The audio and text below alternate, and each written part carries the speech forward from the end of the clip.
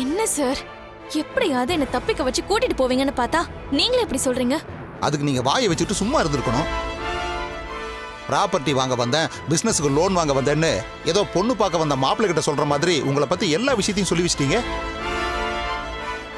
இப்ப அது உங்களுக்கு வெறும் வாய்க்கு அல்வா கொடுத்த மாதிரி ஆயிடுச்சு. அந்த மனோஜை கூட ஏமாத்திடலாம் போல் இருக்கு. ஆனா அந்த பொண்ணு பயங்கர புத்திசாலியா இருக்கு.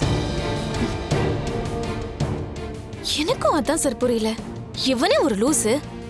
இவனுக்கு போய் எப்படி அறிவா இப்படிப்பட்ட ஒரு பொண்ணு மாட்டிருக்கான்னு தெரியல. இங்க பாருங்க, இப்ப அந்த பொண்ணு உங்களை பணத்தை கொடுக்காம விட போறது இல்ல. நீங்க இதெல்லாம் சொல்லாம இருந்தா கூட பாதியை செட்டில் பண்ணிட்டு மீதி அப்புறம் கொடுக்குறோம்னு சொல்லி எப்படியாவது சமாளிச்சிருக்கலாம். இப்ப வேற வழியே இல்ல.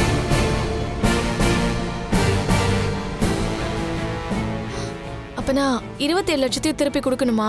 என்ன உங்க அப்பா பணத்தை கொடுக்குற மாதிரி சலிச்சுக்கிறீங்க? அவன் பணம் தானே. அதை வச்சு கனடால நீங்களும் நல்லா சம்பாரிச்சிட்டீங்க. இப்ப பணத்தை திருப்பி கொடுக்கணும் இல்ல? அதானே நியாயம். இல்ல கேஸ் ஃபைல் ஆயிட்டா உங்க பாஸ்போர்ட் லாக் ஆயிடும். உங்க பக்கம் தப்பு இருக்குதுன்னு தெரிஞ்சா நீங்க கனடா போக முடியாது.